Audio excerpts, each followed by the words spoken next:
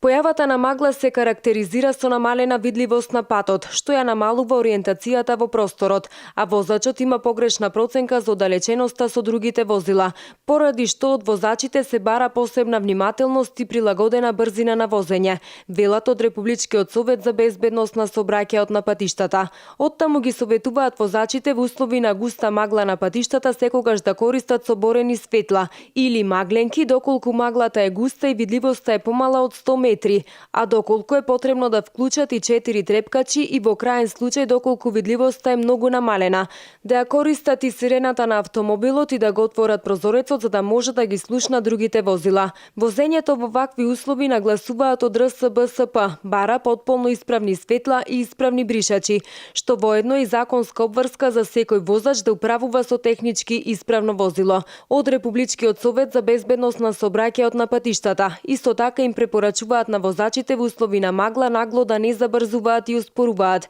да не прават нагли промени на правецот на движење и во никој случај да не кочат нагло. Неопходно е и секогаш да се држи безбедно растојание и да се вози блиску до десниот рап од коловозот, никогаш да не се паркира напат, да се избегнува пристигнување и запирање на отворен пат, а доколку запирањето е неопходно треба да се постави соодветна сигнализација за одбележување на возилото. Сигнализацијата треба да се постави на поголемо растојание од она на кое би ја поставиле во нормални услови, нагласуваат од РСБСП. Доколку пак возач учествува во сообраќајна незгода во услови на густа магла, а при тоа не му се вклучени светлата за магла, тоа може да влијае на неговата можност да ги искористи правата од осигурувањето на возилото. Доколку не постојат услови за безбедно одвивање на сообраќајот, едноставно прекинете го патувањето или одложете го за друг пат, кога ќе постојат соодветни услови. И не заборавајте да ги исклучите светлата за магла кога ќе излезете од зоната на магла, затоа што на тој начин ја загрозувате безбедноста на останатите учесници во сообраќајот, додаваат од РСБСП.